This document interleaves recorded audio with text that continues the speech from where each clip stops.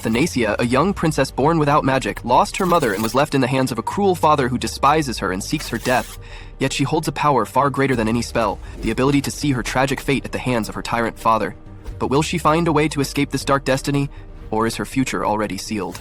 Our story begins on a stormy night, with the birth of the little princess, whom her mother named Athanasia, meaning immortality. The little girl was born without any magical power, but when her mother kissed her, a magic circle appeared on her forehead.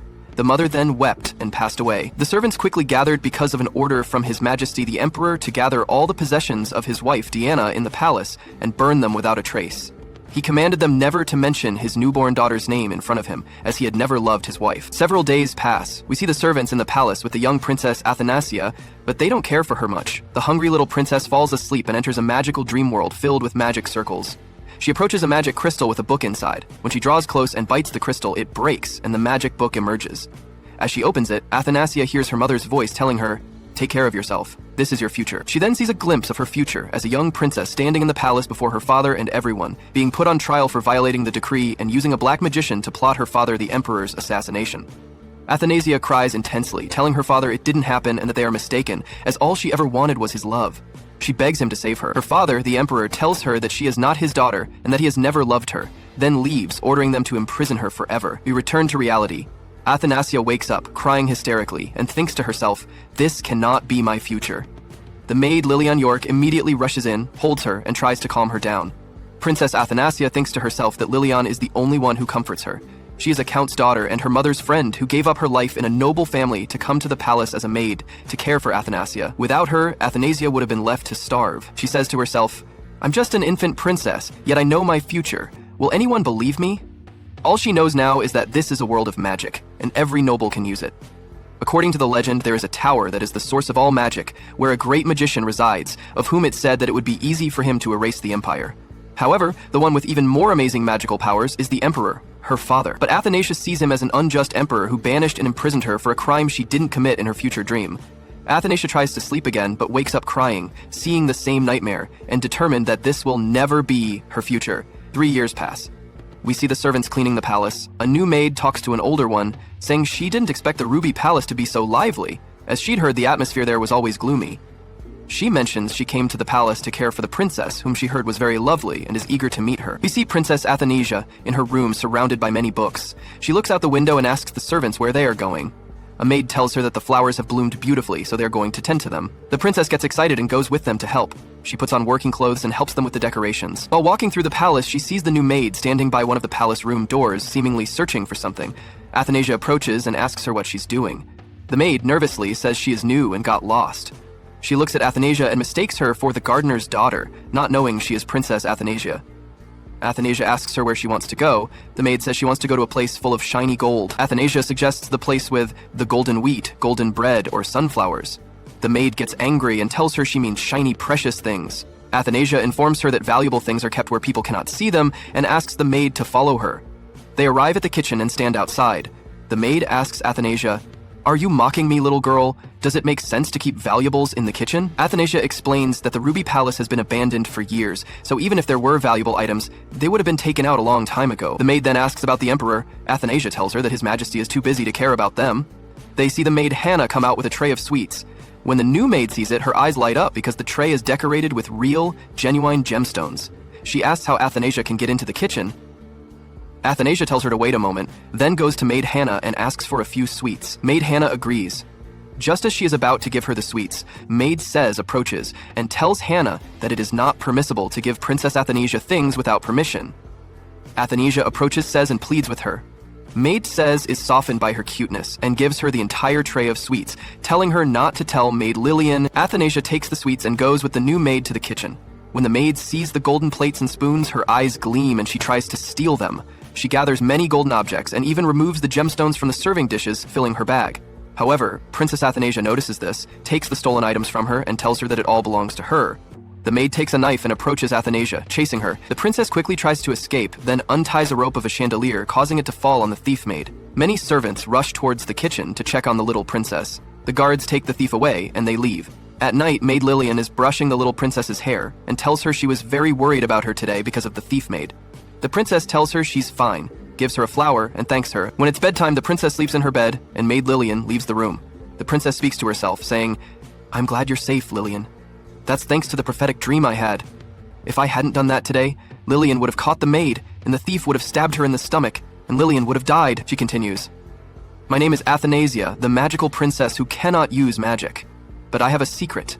I can see my own future. As for my father, he never loved me, and I believe that this terrible dream is likely my destiny. But I do not intend to simply accept it." The scene shifts to His Majesty the Emperor's palace. A guard enters his room with a correspondence, informing him that, according to the knight's reports, a thief entered the Ruby Palace and attacked the little princess, but she managed to handle the matter herself, and the thief was captured. The Emperor gets angry and tells the guard he doesn't want to hear those details. The scene then moves to a strange man who wakes up and says, "Who is this who dares to deny the destiny of the Obelian Empire?" He then looks towards the palace. The scene shifts to the servants, perhaps at the royal palace, while Anastasia observes the events from afar. Due to the incident with the thief, the number of people in the kitchen has increased. It will now be very difficult to enter. She says to herself, "I won't let anything like this make me lose my real hope of collecting money." She loves gold or shiny things a lot. She had taken many golden dolls. At that moment, she enters and speaks to the servants, saying, "Good evening, I would like to eat some chocolate, please." All the girls are astonished and very happy that she is asking for something. Indeed, in just a few moments, they prepare the chocolate for her. Everyone was happy with her presence, as she is a beautiful and pleasant girl. The scene moves to Anastasia as she is eating the sweet treat next to the fountain and talking to herself about her dream boy, speculating she might meet him when she turns 19, or perhaps even sooner. "My luck will be wonderful," I think, she concludes. Then she remembers Lila and says, "I will take Lila with me, I will never leave her." At that moment, the chocolate drips onto her and stains her clothes, so she decides to wash herself in the fountain. Unfortunately, she nearly falls. She looks at her reflection in the water and remembers people's words when they told her that she looks very much like her mother, while her eyes resemble her father's. However, in terms of magical powers, she unfortunately possesses none. Regarding her eyes, they are very distinctive, but Anastasia says that in reality there is another girl named Jeanette who possesses the same eyes.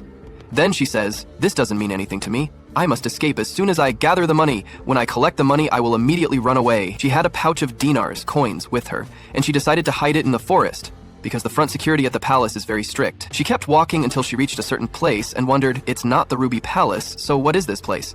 She approached it more closely and entered, finding it completely empty.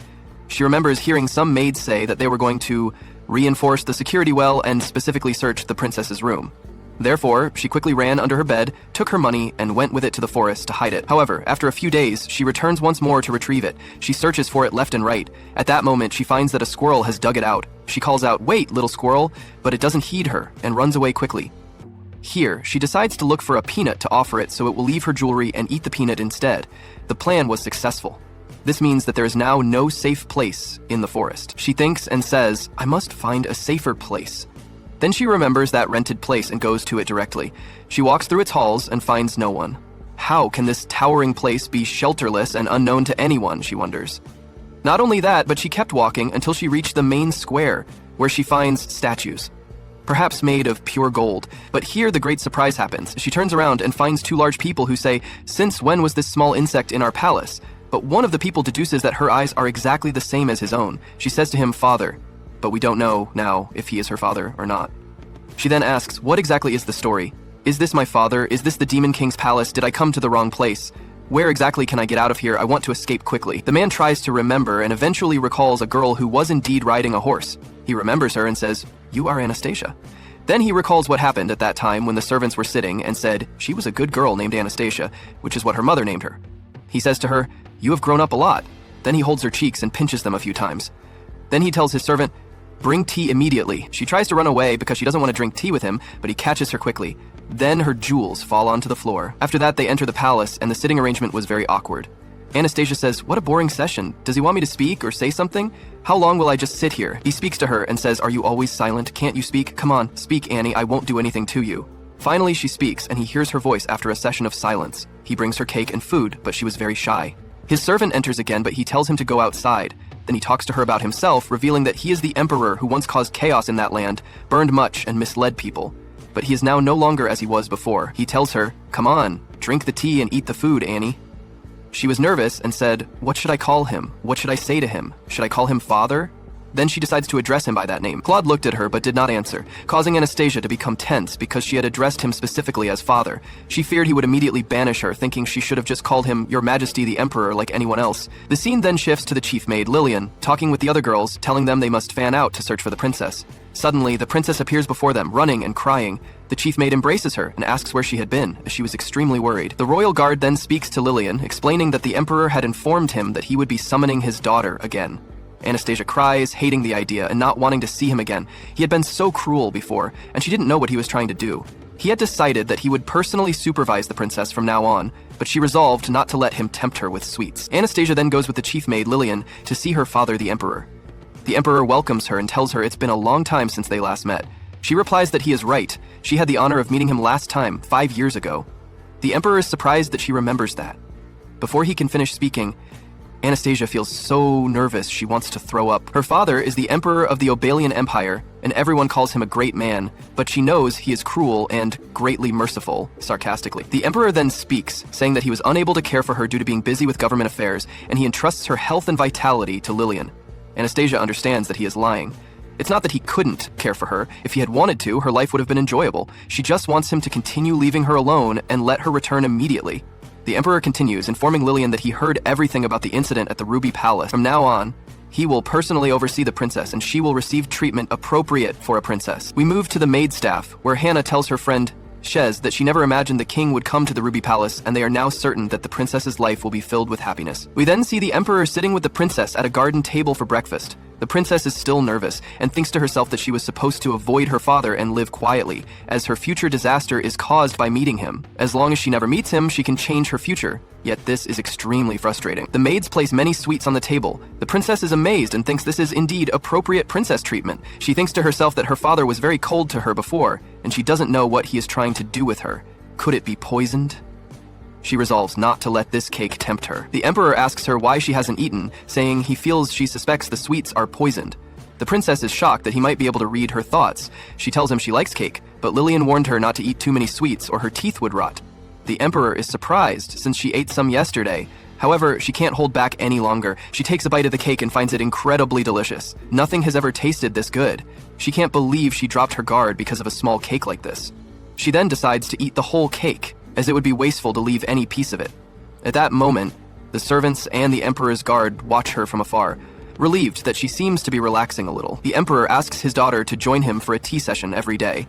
And so, the life of Anastasia began, where she saw her father every day, even though she didn't know why he suddenly started playing the role of a happy family with her. This made her very tense, but every now and then something nice would happen. The princess always tries to perfect things, but this only increases her tension. She tries to learn many things for her father, and every time she makes a mistake, she believes it's over for her. But for some reason, it seems her father has no intention of criticizing her. Perhaps he regrets what happened and is trying to be kind to her, and she believes she is not as afraid of her father as she was before. Anastasia sleeps, and in the morning she gets ready to go for a stroll in the imperial grounds as she heard there were flowers by the lake. She goes out to her father happily, strolling in the garden and picking many flowers. She runs and plays in the garden with joy. Her father reaches her and tells her he will show her the way and take her in a boat. Lillian informs him that the princess is uncomfortable with water, but the princess reassures Lillian and asks her not to worry, saying she must do what her father asks of her. The emperor says he will stay with her, so why is she worried? Or does she hate the idea? The princess replies that she didn't mean that at all. She wants to go with him anywhere. Indeed, the princess gets into the boat with her father alone. The princess is very scared when they are by themselves. He stares at her all the time, and she doesn't know what she should say. She is so tense that she can barely breathe. The emperor asks what she is thinking. She becomes more nervous and tells him that the weather is beautiful, the lake is beautiful, and then tells him his hair is very bright and beautiful, admitting that his hair is indeed beautiful. Every time she sees something golden, she thinks of pure gold. The emperor understands that she loves shiny things very much, and tells her that she has her jewels, and the day will come for her to take them. The princess says that time is passing slowly, and the wind carries the scent of flowers, which is a very pleasant feeling. Thinking about it now, she doesn't know how they are moving. They aren't rowing anything, yet the boat is moving. She believes this might be because of her father's magic. She looks at his clear blue eyes, like a blue sapphire. She wonders to herself if her father would have loved her if she could use magic. Then the princess sees a blue lotus flower and is captivated by its beauty and sweet fragrance. We see Anastasia, greatly captivated by the look of the flowers. She wants to touch and take the blue lotus, but she falls into the water. Something strong grips her leg. She calls for her father's help, but he does nothing for her. She then remembers what she dreamt, that because she broke the rules and used dark magic, She would spend the rest of her life in prison, she says. This was supposed to be my fate, always. Despite that, I held on to a little hope. I wished that he would accept me as his daughter. Finally, her father comes and saves her. Afterward, Athi wakes up with Lillian, Lily, by her side to check on her. When Athi realizes her father was the one who saved her, he uses his magic to dry her off. She is very happy that her father is doing all this for her. The Emperor then asks Felix to teach her to swim tomorrow, adding, "It won't be a long story if my daughter drowns." They return to the Ruby Palace, and Athi is overwhelmed by the shock and a cold that has left her bedridden. But she keeps thinking about what happened that day. Lillian tells her that the flower is the dream lotus, which creates an illusion to lure living creatures. Its sole purpose is decoration. As long as there aren't many of them, they aren't dangerous. However, if you don't possess magical powers, you will be attracted by its allure. Athi tells her the problem is that she is very weak, but she doesn't want to drink any more of the medicine because it's too bitter. Lillian tells her she must take it or she won't recover. At night, we see Athi's father by the lake, and then the girl appears, saying to him, "You came to see me?" He tells her that emotions like this were forgotten long ago, but it seems he doesn't hate that girl. Many hands surround Athi's father. We then see Felix very angry and wanting to help the king, saying, "May a shining light illuminate your path someday." Athi's father dismisses him. Afterward, we see Cess rush into Athi's room, saying that many maids have arrived to serve her. Athi is astonished when she sees them. Then Felix arrives, telling her, "I have been assigned to be your guard knight. I look forward to serving you."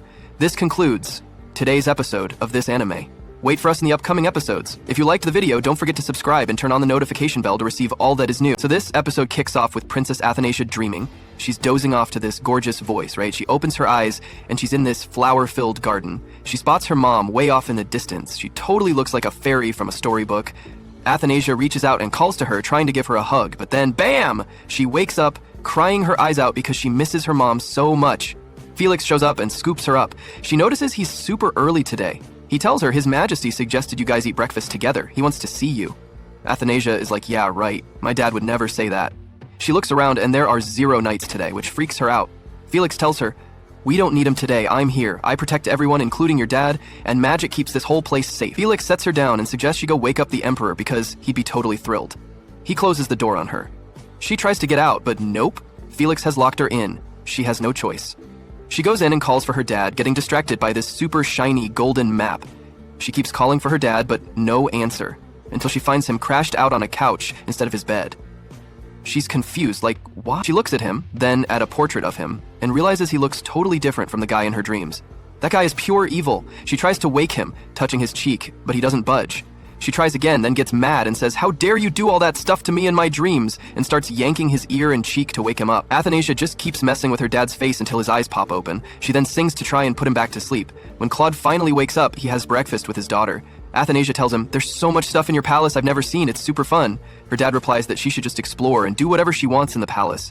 At that moment, Felix chimes in, informing Claude that Duke Alpheus will arrive any second and actually wants the princess present. Claude orders him to take the Duke to the meeting room, then asks his daughter to come here every day for breakfast before leaving. Athanasia gets stressed about having to come every day, but then she thinks about how her dad said she could explore the palace freely, so she gets up to wander around.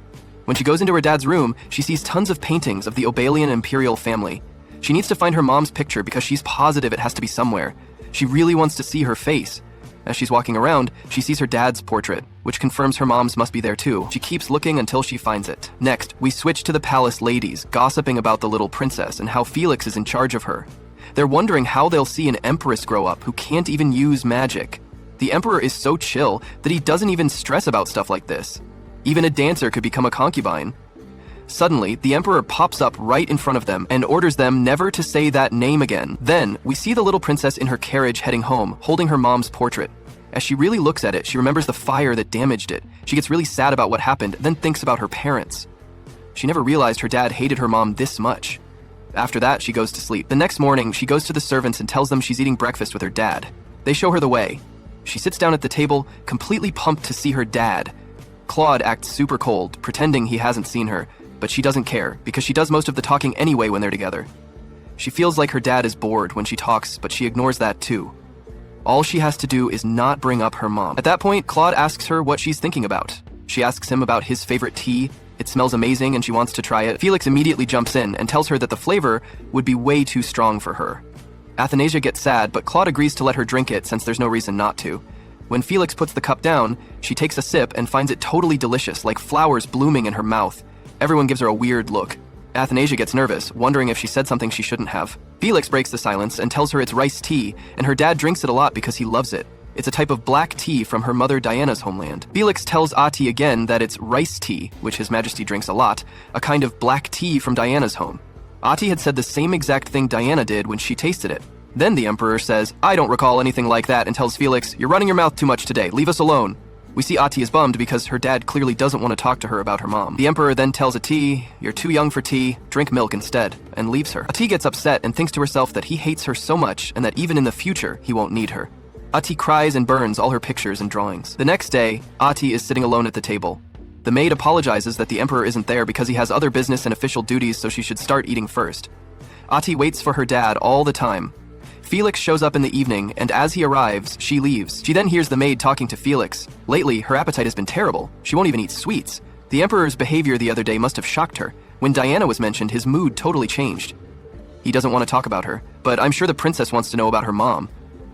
Felix replies, "But the Emperor's whole mental state was messed up 5 years ago. There are no remaining statues or portraits that show what Diana looked like." Ati stands far away, listening to them talk about her mom. The maid says she wanted to see her mom. Felix interrupts her, saying, "The Emperor can use transfer memory magic. Let's try it. He'll agree for the princess, I'm sure of it." Ati screams at them, "Don't do it. Don't say anything to him. If you talk to him about Diana, he'll hate me even more." She cries, and the maid calms her down. Felix tells her, "The Emperor doesn't hate you or Diana. If you don't believe me, come with me to the Sapphire Palace. Remember when I told you why His Majesty doesn't have a knight assigned to him? The real reason is that he casts protective magic to ensure his safety. Anyone who tries to enter without permission gets blocked. That's why the Sapphire Palace doesn't need guards, and no one tries to get close. This is the extent of his protective magic. Watch from far away." Felix demonstrates that the barrier won't let anyone hostile get in. He concludes, "The Emperor trusts you and Diana. There's no way he hates you." After that, Claude uses his power to restore the images to how they were. He talks to himself, saying, "I was able to forget, but..." He looks at the pictures, and Athanasia walks in. She tells him, "Actually, Ati hasn't seen you for 2 days, so Felix said that if Ati came to see you, you'd actually see Mommy's Ati, but if you were busy, Ati would just leave." As she's walking out, her dad, Claude, grabs her and asks, "Didn't you rest up?" She's confused by his move and wonders, what is he doing? Why did he suddenly pick me up? Then he takes her to the bedroom, lies down on the bed, and tells her to sleep. She tells him she's not sleepy. He asks her to sing that song, the one that drives away his nightmares. Athanasia wonders to herself, does he mean the song from that time when he was pretending to be asleep? She tells him she forgot it. He asks what would help her remember. She tells him, "Just give up, Papa, I really forgot." He tells her that disobeying an imperial order is a serious crime. She thinks to herself, is that a threat? She answers him, "Okay, maybe I do remember. I'll sing for you now." She starts singing, and her dad, Claude, uses his power to make some stars appear. Athanasia falls asleep next to him. He says to himself, what a sassy girl. She's just like her mother. Athanasia dreams of her mother and father in the garden and thinks, I didn't know Papa smiled like that. It's like her mom is saying, this is true happiness. And that's how the episode ends. If you liked the video, hit the like button. Don't forget to subscribe and turn on the notification bell so you get all our new stuff. Hello girls, hello boys, welcome to a new video on the channel. Today we are all ready with the summary of chapter number 5 of A Charming Princess. Our little princess Athanasia has grown a little more. She has new problems to face, especially the fact that she doesn't have magic. Although her father loves her more and more, so there's no drama on that side. Of course, she's doing some things with magic books that could get her into a lot of trouble. After that, this guy who was investigating the whole time shift thing has already shown up. But anyway, tell us what you thought of this chapter number 5. Please leave your likes, comments, and you can also subscribe to support the channel. With the scene shifts to Claude having to get up after that sweet nap together, because Felix says there's someone looking for him, and it seems Claude has an idea of who it is. And Athanasia wakes up too. From another perspective, we go to the Emperor's throne and see that the person who needed to talk to Claude is called Alpheus, who asks him that since the princess is already old, she should find a playmate or someone to help her study. And of course, he suggests his son Ezekiel, who is 3 years older than Princess Athanasia and who could help him with the whole issue of raising her. Obviously, this Alpheus wants to be close to the Emperor, to power. After that, we see that Athanasia arrives at the throne and knows that this guy doesn't have very good intentions, that he simply wants to get closer to Claude. Since he was the one who presented that day when Athanasia was exiled, he presented this girl named Jeanette Margarita, whom he baptized the true princess of the kingdom of Obelia. Just like that, she approaches her father, sits on his lap to say that she doesn't need any kind of friend or help to study, that she has learned a lot, and yes, the truth is that she is a pretty smart girl, Athanasia, and it is clear that she doesn't need anyone else. But the ugly one doesn't shut up and asks her if she is also doing very well in the subject of magic, because he knows that obviously the princess can't use it. so that was a low blow. After that, Claude gave in and told her that for now his daughter didn't need anyone. But this thing about magic is true. Athanasia may know a lot about the world, its laws, Obelia, but she has no magic. And sooner or later, she believes that someone could challenge her for the kingdom, for everything she has in a duel of magic. And she wouldn't be able to do anything. Therefore, she gets access to a magic item that spins when it detects a person's magic power. And the faster it spins, the more magic power the person has. But it doesn't do anything with Athanasia, which is a bit strange since her father, Claude, has the greatest magic power in the entire kingdom, and her mother was a magic dancer. So it's absolutely strange that she can't use it. From another perspective, we see Lillian walking along the city's roads buying some fruits and things for the princess, and everyone is obviously talking about her. It's just a matter of time before they obviously name her after the princess. It's been 2 years since they last tried to get Athanasia a study buddy. The scene shifts to the library while Athanasia was reciting what appears to be a poem, with her father listening attentively.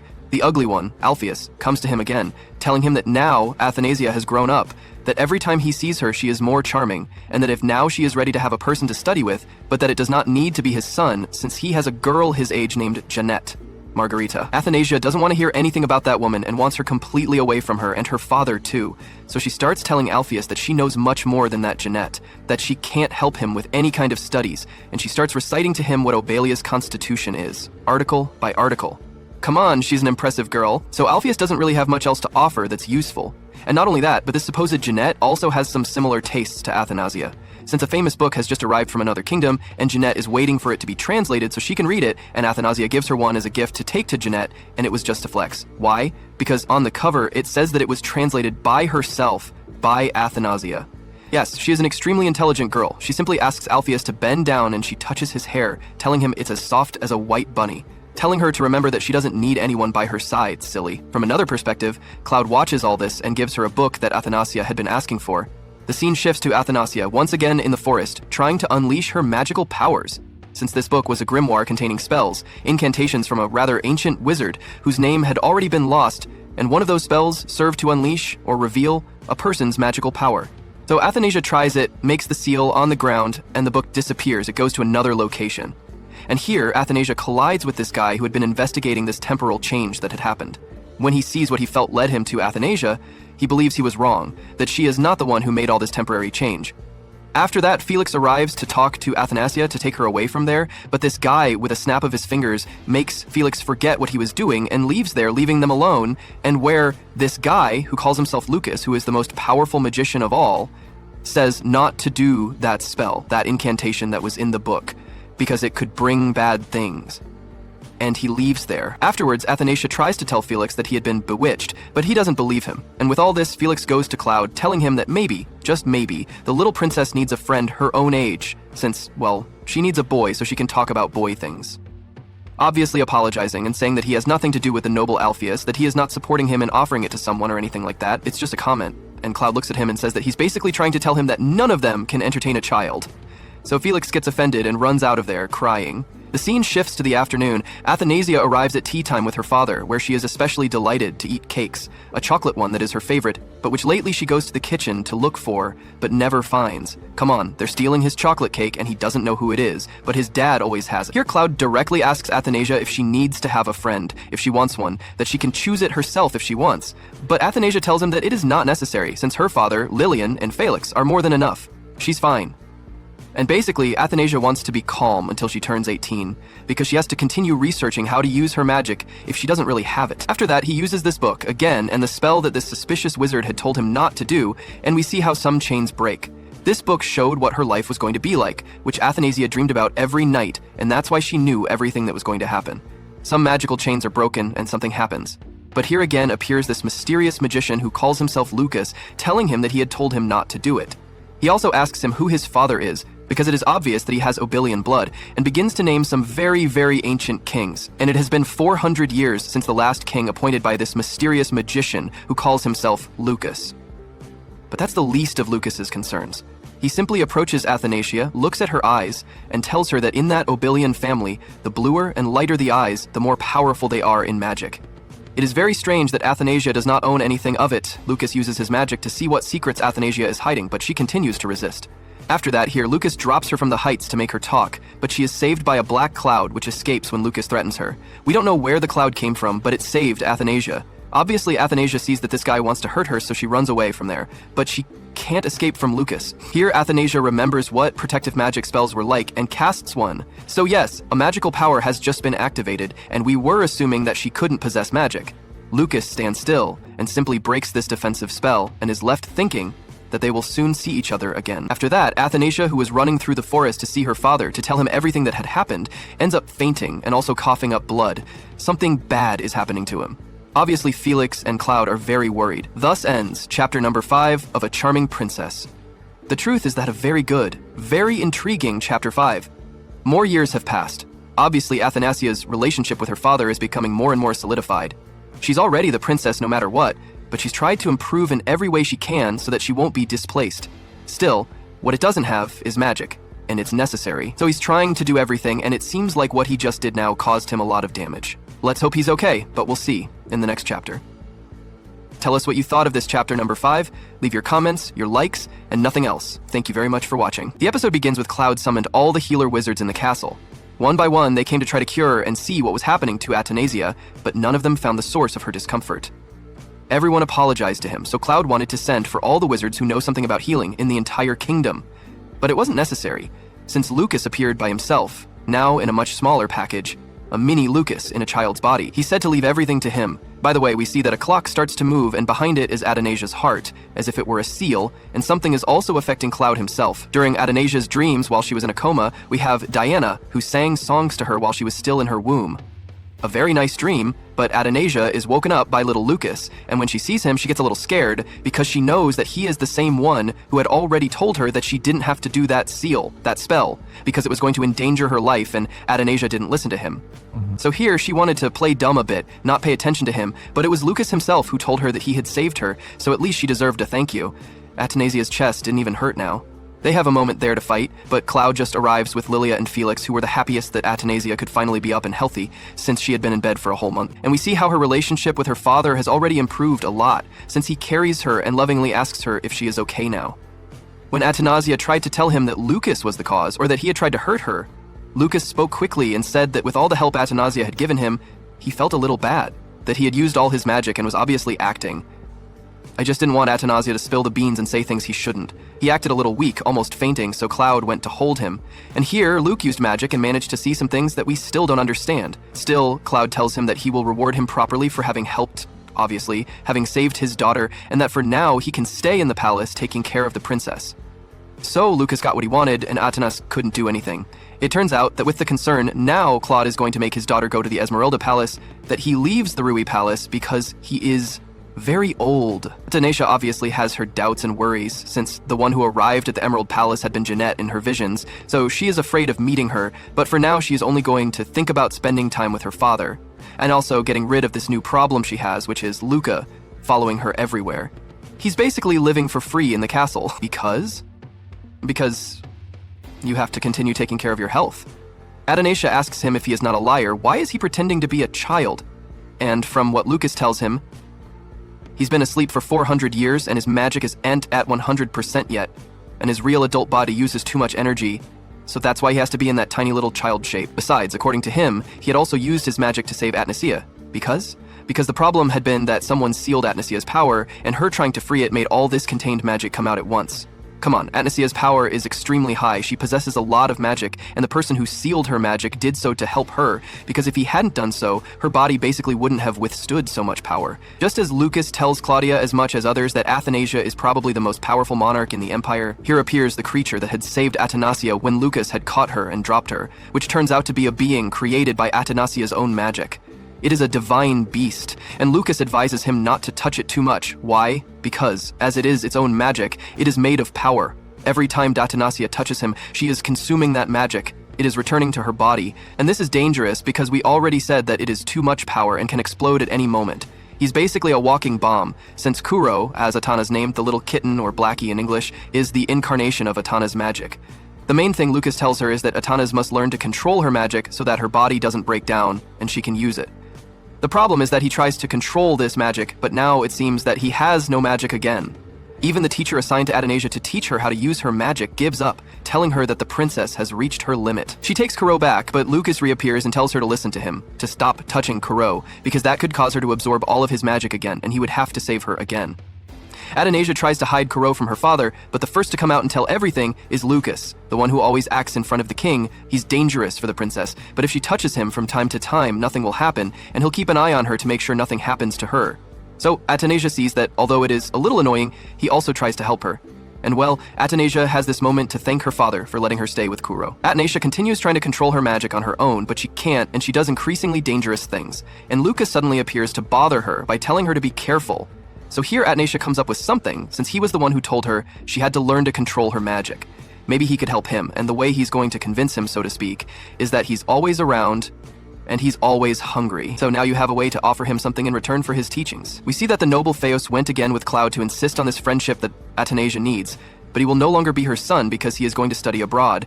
But instead, he once again offers him the friendship of Jeanette, who has been trying hard for the princess. Claude tells Athanasia that if she wants, she can be her friend, and if not, it's fine. But Athanasia says yes, that it's a good idea to be friends, but that she has her own choice. And this is where Lucas comes in. Now, he wants him as a friend, and obviously, Lucas is also going to teach him how to use his magic. They go through different ways of how to control Athanasia's magic, to teach her the basics and even make her exercise, since her body must be strong to be able to use much more power. It's not easy at all, since it seems that Athanasia has a lot of sealed power, and this makes it difficult for her to use any of it. But little by little, she manages to do the most basic thing, which was to use her magic on a writing pen, which was levitating the pen while she was sleeping. So his magic is working, and Lucas can see that. Lucas asks her why she tries so hard when it's not necessary, since to live peacefully as she already is, she doesn't need anything else. But of course, it's not just what Athanasia wants. She wants to continue sharing her time with her father.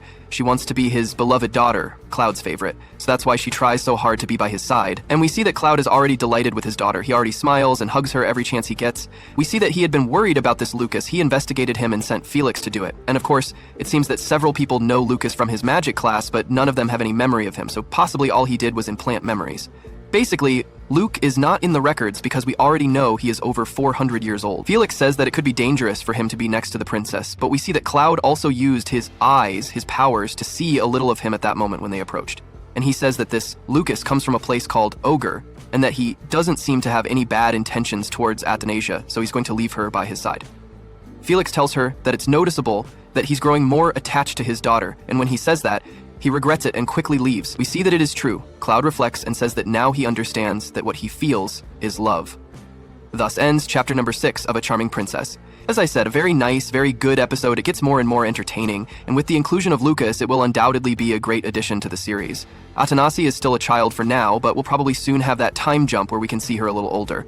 Tell me what you thought of the episode. Leave your comments and likes so I can keep bringing you the summaries of this anime. Thank you very much for watching, and see you in the next one. The episode of this anime begins when Athanasia was with the magician who is teaching her, and all the magic path is her life. She tells him that no matter what the job is, she knows that if she works hard, she can do anything. But she was completely wrong. She tells him that his sense of responsibility is very poor. The magician asks her if she is still determined to have him teach her every small detail. She replies that it does not necessarily have to be every small detail, but she is new to this and he should be a little kinder to her. The magician informs her that magic is the application of her magical power to operate the necessary elements, and before she does that, she must compose these elements through her own efforts. Athanasia gets angry with him and asks him to stop talking nonsense. The magician mocks her greatly. Athanasia asks him not to laugh at her, as she only wants him to teach her seriously and make her work while she does nothing. The magician speaks to her seriously, saying that magical power is something they are born with, and everyone uses it differently. For example, he uses his magical power to pour tea and tidy the plate. Then he tells her that he does it the right way, not like she does, so she must earn it herself or this magic will never be hers. Athanasia thinks to herself a lot, because she wants to do it alone since he did not even want to teach her the basic trick behind it.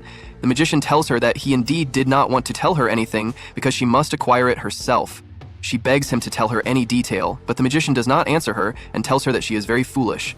Then she remembers when she was with her father, where she was trying to use magic to cut a pomegranate in half, but she could not do it. Her father asks her not to pressure herself, as long as this matter is very difficult for her. Then he tells her that she should think differently to address the problem of her magical power. His daughter told him that this matter did not cause her a problem, and she would manage it herself. Then we return to reality again when Athanasia was sitting with the magician, where she tells him that she is very exhausted. The magician informs her that what she is doing is never right, as this behavior is bad for a princess. She tells him that what she is doing is from his teaching. He replies that this is how magic is taught, and the matter was the same 400 years ago. Athanasia is astonished because he means that he also learned magic the same way, and that he has lived a very long life then. Then she tells him that she still does not trust him, as she does not know who he is, where he came from, or his full name. He replies that he told her before that he is a great magician, and that is all, and he did not tell her anything else. Athanasia gets angry with him and tells him that if she had known he was this annoying, she would have asked for Duke Alpheus' son instead of him, as he is much more understanding than him and was not as arrogant or selfish as him, and he tries to understand the person sitting with him, and is nice to strangers too. She wishes she had not been biased against Duke Alpheus' son, as the boy did not necessarily have to be bad because his father is Duke Alpheus. The magician gets angry with her and tells her that it looks like she desperately wants to be that man's friend. Then he fulfills her wish and sends her from her place to that place, where she falls from the sky to the ground, terrified, as she does not know where the magician sent her. Then she falls onto that boy. When he sees her, he is impressed by her beauty and asks her if she is an angel or what. When Athanasia looks at him closely, she realizes that he is the son of Duke Alpheus and his name is Ezekiel. When he asks her again if she is an angel or what, Athanasia replies that she cannot tell him who she is. Then she tells him shyly that he is right. She is an angel, just as he says. Then she says to herself that she wants to do anything to cover everything up. Ezekiel looks at her with wonder, because her eyes are blue like a jewel, and only the direct descendant of the imperial family possesses these eyes. Then he knows that she is Princess Athanasia of the Obelian Empire. His father then arrived and interrupted them, but Athanasia disappeared because she did not want Ezekiel's father to see her. He asks him what he is doing here alone, and Ezekiel tells him there is nothing, he was just thinking a little. We see Athanasia very worried because if his father finds her, things will become complicated. They look exactly alike after she saw them together. After that, his father asks him, "Are you dissatisfied with your study plans abroad in Arlanta?" But Ezekiel tells him, "It's not a matter of me being dissatisfied. I'm worried about Jeanette. She cried a lot and repeatedly said that she doesn't want us to be separated." His father replies, "There's no need to listen to everything she says. Instead of her selfish whims, you should think about the prosperity of our family. I planned for you to be the princess's study partner. If you attract the princess's attention, there will be no need for your studies abroad. But for some reason, the princess seems to consider me an enemy." Ezekiel tells him that the princess has the right to choose for herself. We cannot force her. Then his father asks him, "Are you done preparing your bag? You will leave soon." Then we see Ezekiel break his silence, saying, "I can study in Obelia as well. Have you reconsidered sending me to study abroad?" His father gets angry, saying, "If you want things to go your way, you must gain the necessary skills to achieve them." Then they leave. The princess comes out and asks Ezekiel, "Are you all right or not?" saying, "I didn't mean to eavesdrop, but I heard everything that happened between you." We see Ezekiel very sad. Athanasia says to herself, "I can't go back now. I can be here for him instead." Then she talks to Ezekiel, asking him to tell her about his worries and not to be so sad. Ezekiel becomes very happy that she will listen to him and asks her, "Do you feel pressured by your family?" "I am proud to be the successor of my family, but this means I am not allowed to act on my own. Sometimes it's hard to understand the reason for my existence in this life, and sometimes the scenarios my father creates exhaust me." Athanasia says to herself, "He's about the same age as me, but he's balanced. In my dreams, Ezekiel with his father always made me think he was cunning like his father. I never imagined he would have this sensitive side, always worrying about others' perception. It's not an easy thing for anyone." After that, Athanasia talks to Ezekiel happily, saying, "You should finish your studies as soon as possible. It bothers me that you don't possess the sufficient skills to get things done." Ezekiel laughs a lot, saying, "I was telling myself that you are absolutely right. The power struggle between the nobles never ends. Standing up and facing all that, that's what my father is training me for. He might seem cold-hearted, but that is an expression of his kindness and affection. As the successor to the family, I want to live up to his expectations." Athanasia smiles slightly at Ezekiel, telling him, "You are a very strong person." Suddenly, the magician uses his power and brings her to him, saying to her, "It seems you had a fun time. If things had continued that way, I wouldn't have been able to have dinner at the Duke's house." Athanasia gets angry at him and hits him, saying, "Because you sent me there and then dragged me back here, doing as you please. Think about my feelings for once. You do whatever you want and won't teach me magic. You don't think about other people's feelings. You are terrible. Suddenly, I disappeared without saying goodbye. He must think I'm very rude. I'm very upset." Then the magician suggests that she go back and explain everything to him, but Athanasia gets very angry with him, saying, "Don't complicate things more than they already are. Listen to me for once. I can't stand staying with you." Then the scene shifts to the garden, and the maid says, "Since the magician arrived, vitality has pulsed in the princess." Athanasia hurries off, and Lillian asks her, "Your Highness, it is almost time for dinner. Where are you going?" Athanasia says to herself, "That Lucas, he is very provocative. I will not talk to him anymore." She says, "A week has passed already, and I still can't use any new magic. What does he mean by acquire? I don't understand. If things remain like this, everything I saw in my dreams will happen." Then her mother calls out to her, and Athanasia is surprised and says, "What was that? It was as if I heard Mom's voice." Then her mother's image appears on the water, and Athanasia asks her, "Am I truly incapable of doing anything?" Her mother tells her, "You worked hard. It's okay if you can't use magic. Of course, you are my beloved daughter." Athanasia goes to hug her mother, and while hugging her mother, Athanasia falls into the lake. The magician senses that Athanasia is in danger, so he uses his power to go to her and save her. Athanasia uses her power to save herself, and asks herself, "Did I use it?" The magician replies to her, "Yes, you acquired water magic. It's not like I came here to save you, I just happened to be passing by." Athanasia asks him, saying, "Lucas, did you see that? I used magic." She is happy because she used her magic, and tells him that she is moving away from the Lotus of Dreams. Then she tells him, "You are arrogant all the time, really, but your words had an impact." Then she thanks him and asks him, "Will you continue giving me magic lessons, please?" Lucas replies that he agrees and tells her, "Let's go back." He asks her, "I'm not scaring you, am I? You know I'm a powerful magician, yet you punched me." Athanasia replies to him, saying, "So what, if you are a powerful magician, would you punch back?" Lucas replies, "No need. I don't intend to fight a child." Athanasia tells him, "You are a child too, so this is what you meant by acquire. This is not difficult at all." Then Lillian rushes to her and asks her, "What happened, Your Highness?" Athanasia replies to her, saying, "Everything is fine. I just lay down on some grass." Then Claude comes from behind her and asks her, "Lay down on some grass? And what is the nature of the magic you are studying?" And so, today's episode ends. If you liked the video, please click like and don't forget to subscribe to the channel and activate the bell button to receive all new updates. The anime episode begins with Athanasia trying to move her teacup using a wind spell while with Lucas. She successfully casts the spell and the cup moves. Thrilled, she tells Lucas she can now move objects from afar. Lucas replies that he never expected her to learn so quickly. He truly is a genius. He announces it's time to teach her something much more spectacular. She immediately asks if she can learn magic to make someone float. Lucas shuts her down, saying her dreams are getting ahead of her.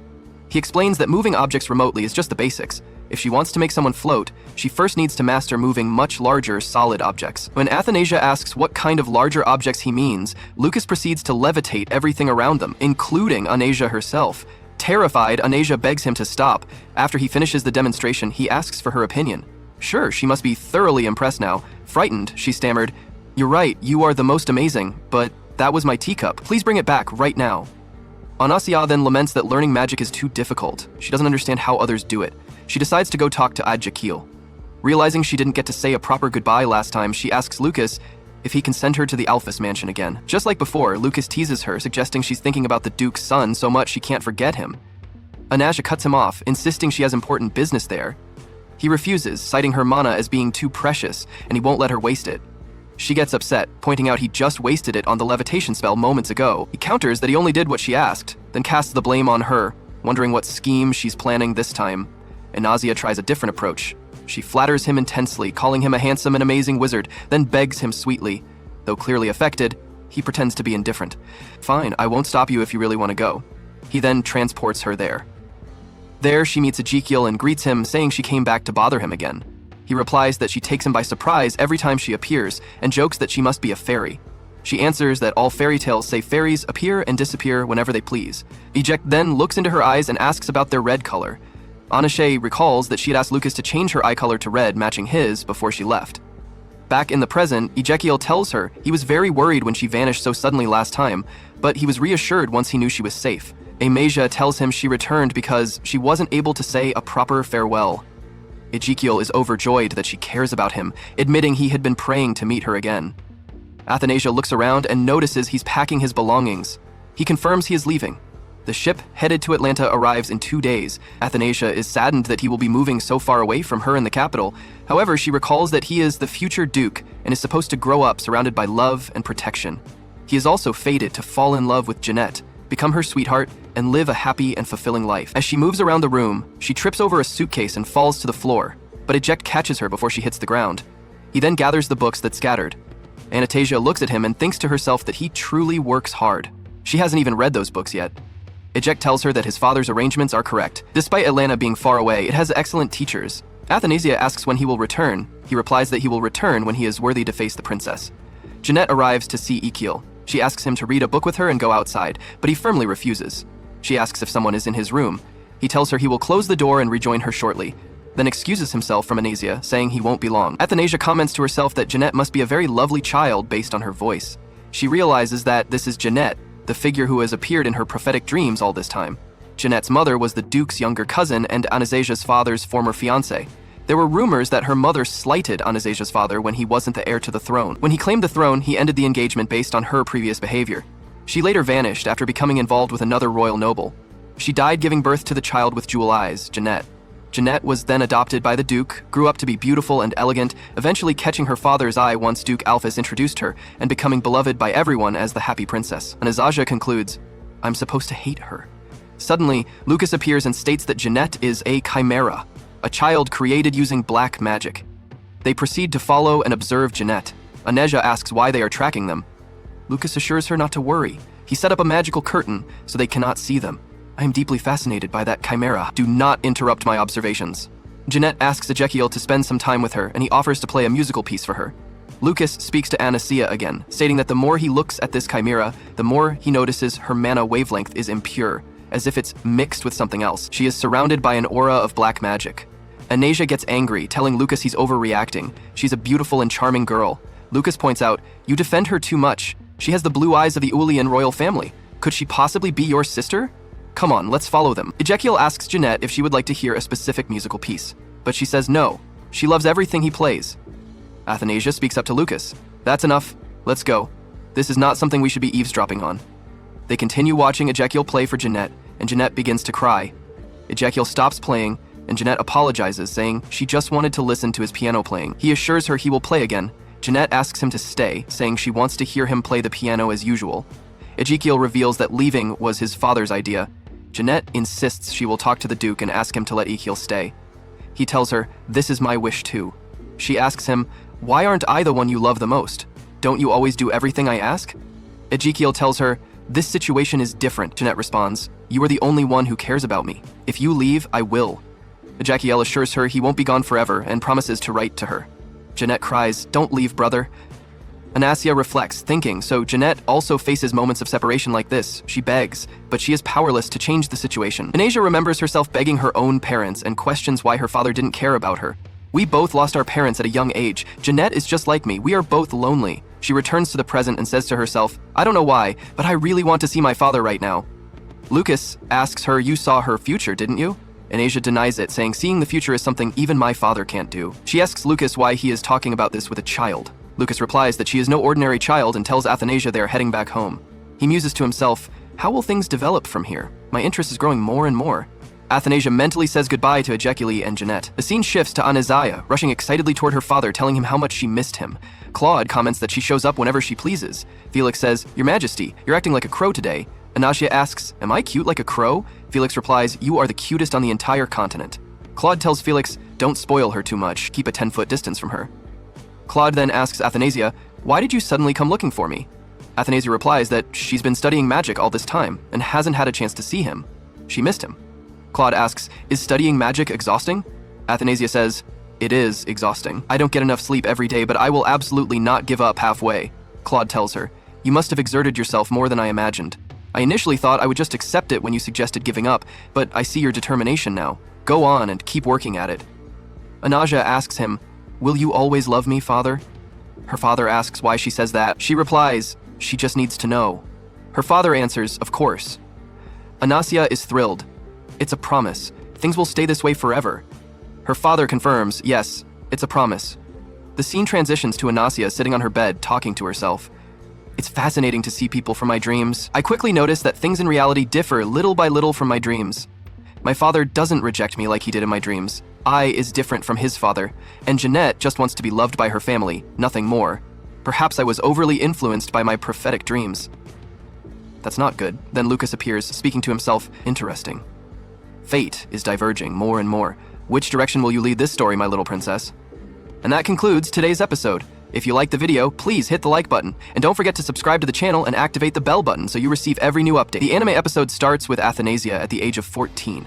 She mentions that in Obelia, the age of 14 is the most prominent in one's life, as young men and women participate in their first ball, revealing their first public dance. Time flies, and her 14th birthday and her first ball are fast approaching. She is currently practicing for her ball. Her teacher tells her that she is graceful in her footwork, just like a fairy. Athanasia replies that she is exaggerating.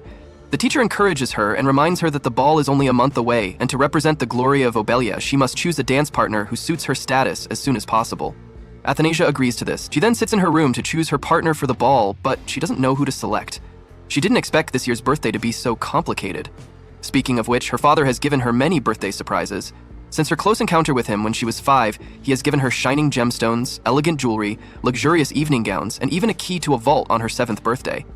She then remembers going with her maid, who tells her that her father built this library specifically for her to read in as she pleases. Athanasia is very impressed by this, as this library belongs to her alone. She then asks her maid if her father will be able to attend her birthday party.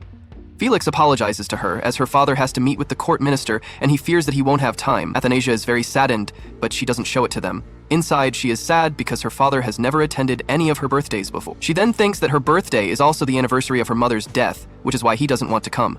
This is why Lillian and Felix spend her birthday with her every year until this year. As she sits, thinking about her partner, Lucas comes to her and asks her what she is doing and who the people in the pictures in front of her are. Before she can answer, he tells her that he knows she is looking for a dance partner, and they all look dazzling, so surely one of them caught her attention. Athanasia leaves to go, and he asks her where she is going.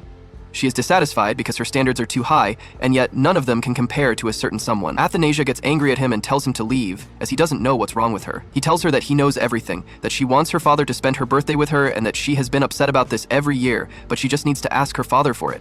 It wouldn't be hard at all. He is her father, and she just needs to be honest with him. Athanasia, feeling sad, asks him to leave her alone for a while. The next day, we see Athanasia sitting with her father for tea, and he asks her about her dance practice. She replies that she is still practicing. He asks her if she has chosen a partner for her first dance yet. He states that this will be her first time appearing in a public ballroom, so her partner's status will affect her overall reputation. He suggests she doesn't worry about choosing a partner, as perhaps he can choose one for her. She replies that he shouldn't worry about it, as she will decide in the next few days. He asks her if she has any special wishes or requests from him for her birthday this year. She tells him that she would be content with anything, as long as it's from him. She then remembers Lucas's words when he told her that she should tell her father to spend her birthday with her. She then tells her father that there is one thing she would like to request, which is for him to spend her birthday with her just this once. Her father doesn't answer her. He then asks her if there is anything else she desires, and she realizes she shouldn't think about anything else. Athanasia apologizes to him and asks him to forget what she said, as she is already very happy with the time they spend together. She then asks to be excused. As she is leaving, Felix comes to her and asks to accompany her on her way. She asks him if she was too selfish to ask her father to spend her birthday with her. Felix tells her that it is very natural for her to want her father to be there with her, but the thing is, he has gotten used to isolating himself in the palace on that particular day, and it has become a habit. He then talks to her about her dance partner, asking if she has any suggestions. Athanasia laughs with him and asks if he wants to dance with her. Felix is shocked by this and tells her that he would wish to, of course, if it were possible, but he doesn't dare to ask for that, and that there is certainly a better choice than him. Athanasia asks him if he doesn't like the idea of dancing with her. Felix becomes very nervous and tells her that he didn't mean that, but he doesn't dare to ask for this. When she returns to her room, she thinks about Mr. Felix's words with Lilian. Lilian tells her that she suspects he is hinting that her father wants to dance with her. Athanasia ponders her words and says that these days, the tradition of the older family members leading the dance has become rare. But these days, the tradition of older family members leading the dance has become rare. Young girls usually choose someone their own age for their first dance. The Emperor cares about the matter a lot, just as with choosing her study partner. His Majesty had some concerns, but at the same time, he respected your choices and opinions. Athanasia then remembers her father asking her about the dance. This will be your first time appearing in a public ballroom. The status of your partner will affect your social reputation. If you are confused about choosing a partner, perhaps I can choose one with you. Afterward, Athanasia talks to the maid, saying, "My father wants to dance with me." We then see Athanasia growing up and practicing dancing by herself. Lucas appears and prevents her from falling, saying, "Didn't you learn to protect yourself using magic?" Athanasia hits him, saying, "I don't need your help, I can do it myself."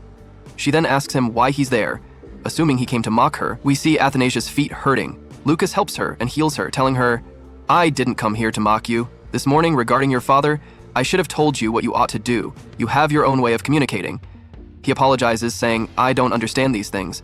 Athanasia is surprised that he apologized, and she tells him, "But if you want to help me practice dancing, I will forgive you." Lucas agrees to accompany her. Then, the maid arrives and is very happy that Athanasia chose Lucas to dance with her. She wants to go and share this news with everyone immediately. Athanasia gets angry, and Lucas laughs.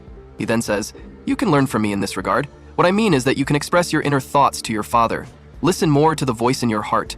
You are a very clever girl." The next day, practice begins. Lucas tells her, "Today will be a special test on magical theory, but it will be difficult, so give it your full concentration." Athanasia quickly writes and hands him the paper, and he is very surprised by her speed. Athanasia is happy with what she is doing and is also very active. After that, Felix asks her if she wants to go to the garden today, but she refuses, saying she will go the next time.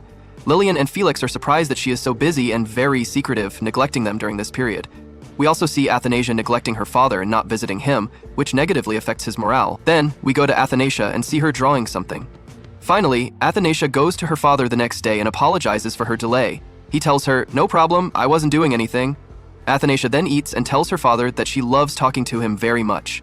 Claude speaks to Athanasia, saying, "I haven't seen you at afternoon tea recently. I started to think you didn't want to see me." Athanasia replies, "Actually, I was preparing a very special gift for you, father."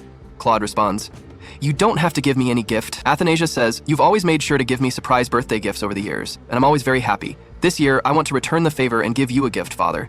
Felix asks, "What do you mean? Instead of receiving gifts, you want to give one?" Athanasia informs him, "There is no law in Obelia that prevents me from giving gifts on my birthday." Felix responds, "You are right." Claude then says, "You've always been unique. Do you have something in mind?" Athanasia answers, "Yes, despite all the different paintings you have in the palace, I always felt like something was missing whenever I looked at them, so I drew this for you. I hope you like it." Felix speaks, saying, "So you isolated yourself in your room all this time, Your Highness, sacrificing sleep and rest just to draw this by yourself, and you even used expensive magical dye?" Athanasia replies, "Yes, I hope this painting is preserved forever." Claude says, "Besides your regular studies, you also received dance lessons, and yet you managed to find enough time to draw. You've always been diligent in your work." Athanasia tells him, "You always wish for my happiness, so I hope this gift brings you happiness too, father. At the ball, I want to fulfill your birthday wish, so I have a request." She then asks him, "Will you be my partner for the first dance?" The scene shifts to the birthday celebration, where they congratulate her, saying, "Happy 14th birthday, Your Highness." She thanks him, and some servants offer her gifts and congratulate her. She then asks them to eat cake and celebrate her birthday, and she thanks them all. She then goes to her room, sits on the bed, and talks to herself, saying, "Today was a joyous day." Lucas then comes to her and she asks him why he's late. He tells her, "I'm a great magician. Do you think I'm free all the time?" She then asks him, "Where is my birthday gift? I hope you're not going to say it's a crow." He asks her to close her eyes and count to 3. He then uses his magic to ignite some bubbles in the sky. She is amazed by them and is happy. He asks her, "What do you think? Are you surprised by the magic now?" She thanks him from the bottom of her heart. Athanasia then talks to herself, saying, "A lot of changes have happened over the years. I was surrounded by many people in whom I felt kindness, and I am very grateful to have met you all. I can truly say that I am happy. I only wish I could share this happiness with my father as well." The scene shifts to Claude looking at the painting and recalling his words to Athanasia, where he says, "You don't have to do that." Athanasia asks him, "Why not? I am your daughter. I want to be able to do something for you too." He then remembers her words to him in the past, where Athanasia says, "My mother and I will always be by your side." And with that, today's episode ends. If you liked the video, please click like and don't forget to subscribe to the channel and activate the bell button to receive all new content. Our episode begins by welcoming that bright sun and the most precious pearl in the city of Obelia. And now, the curtain will be raised. Yes, it is that girl with the blue eyes, perhaps she is Princess Jeanette, who has returned to the palace after being a commoner. She is so beautiful. This is the serenity an Obelian princess should possess. The people were stunned by her extreme beauty, so much so that they were talking and saying, "Look at Anastasius's hateful expression.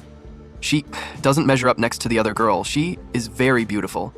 Anastasius then speaks, saying to him, the emperor, "Father, I am your daughter too. Wait for me, father. Look at me."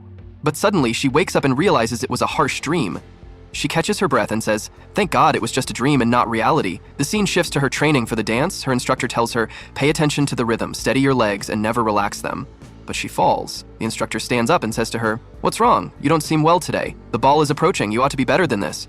This is the first time you will appear before the kingdom's nobles. His Majesty has great hopes for you. You must not disappoint His Majesty." Anastasius replies, "That's right. This ball is very important to me. If Jeanette comes and father knows that I am not his only daughter, things will change and he might abandon me forever."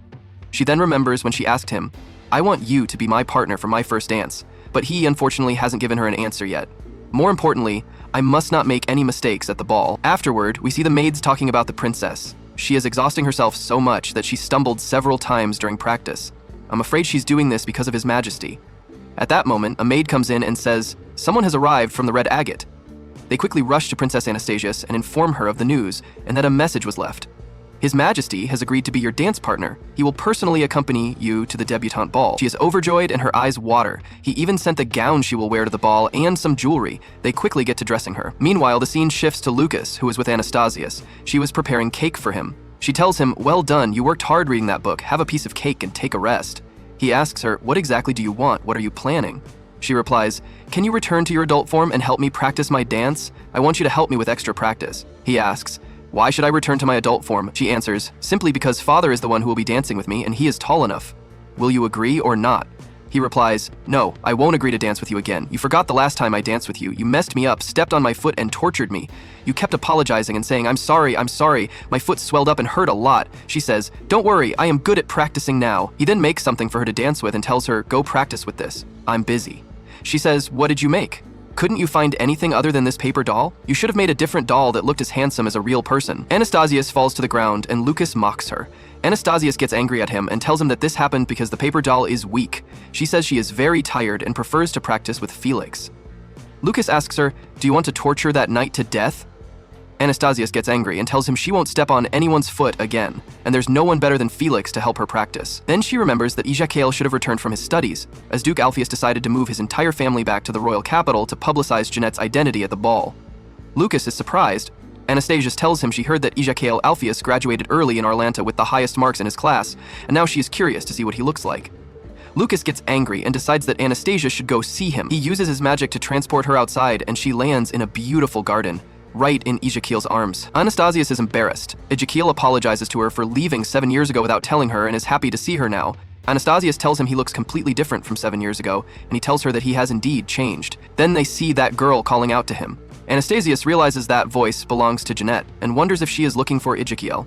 Ezekiel immediately takes Anastasius' hand and tells her to come with him. They arrive at a beautiful garden full of roses. He tells her that he used to come here when he was upset and wanted to be alone, calling it his secret base. She tells him that the place is very beautiful and she is happy to be with him. Ezekiel tells her that since their meeting 7 years ago, he has been going to the place of their first encounter every day, hoping to see her again. Anastasius blushes and asks him about his life in Arlanta. "You finished all your studies in 6 years and graduated with the highest marks?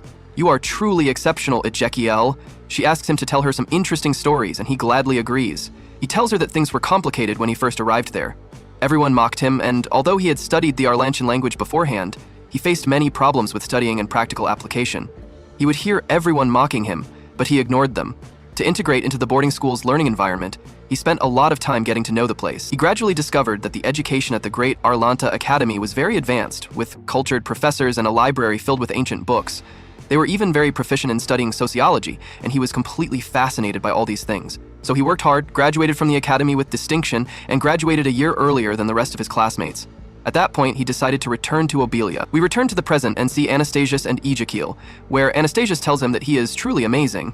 Ezekiel tells her that he is, after all, a son of the Alpheus family and cannot bring dishonor to his family name wherever he goes.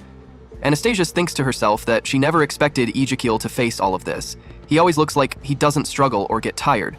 But he was very stressed when he was studying abroad. Truly, everyone has their own struggles, so she should encourage him too. Ezekiel then tells her that there is another reason behind his early return home. He didn't want to stay in Arlanta for too long because he was afraid of missing his chance to see a certain someone.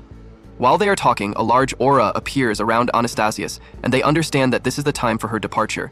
Ezekiel tells her that next time he will be the one to come and see her. Anastasius bids him farewell, then disappears and returns to her home, where she sees Lucas. She immediately gets angry at him because he sends her there and brings her back whenever he pleases, and that he should have warned her first before doing anything.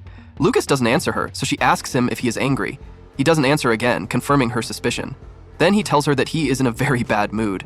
She replies that she is the one who should be in a bad mood because of what he did to her. When Lucas hits her on the head, he tells her, "I feel much better now." Anastasius is astonished, thinking, what is his problem? Did he eat spoiled food or what is wrong with him? Afterward, we see Anastasius practicing the dance with her instructor, who says to her, "You completed today's dance practice brilliantly. I hope you can maintain this level of performance for tomorrow's ball." The instructor continues, "I will end the training early today because you need to rest. That is the most important thing you need now in order to welcome tomorrow's ball. Hold on to your efforts, don't be afraid, and be very confident in yourself." In the evening, Anastasius talks to Liliane and asks her if everyone will accept her as a princess at tomorrow's ball. Liliane replies, "Yes, who wouldn't love our princess? I didn't even notice that you grew up and matured like this. When I first met you, you were so small. I didn't even dare to hold you tightly." She continues, And now you are an elegant young lady, active, diligent, hardworking, reading all those difficult books, and training with all your might. Anastasia says to herself, I am very nervous about tomorrow, but after hearing Lillian's answer, I feel much more at ease now. Then Lillian says to her, Athanasia, you practice with all your might, to the point where even Lucas changed his mind about you. Even during dance practice, you didn't relax for a moment. Athanasia replies, you are praising me too much, Lillian. I'm embarrassed. Lillian tells her, there is nothing to be embarrassed about. I have always been proud of you. The ability to watch you grow up and take a step forward every time is the greatest joy for me. I am sure His Majesty will feel the same, Your Highness. Please, don't worry excessively. The debutante ball will be a success. Athanasia thanks her. Good night, Your Highness. Tomorrow will be a busy day. Then Athanasia talks to herself, saying, tomorrow is the debutante ball. My father will dance with me in my first dance. This is something that never happened in my prophetic dreams. Perhaps the slightest effort exerted can change the course of fate. Father, have I become your pride? I will work hard tomorrow. And thus, today's episode ends. If you like the video, please click like and don't forget to subscribe to the channel and activate the bell button to receive all new content.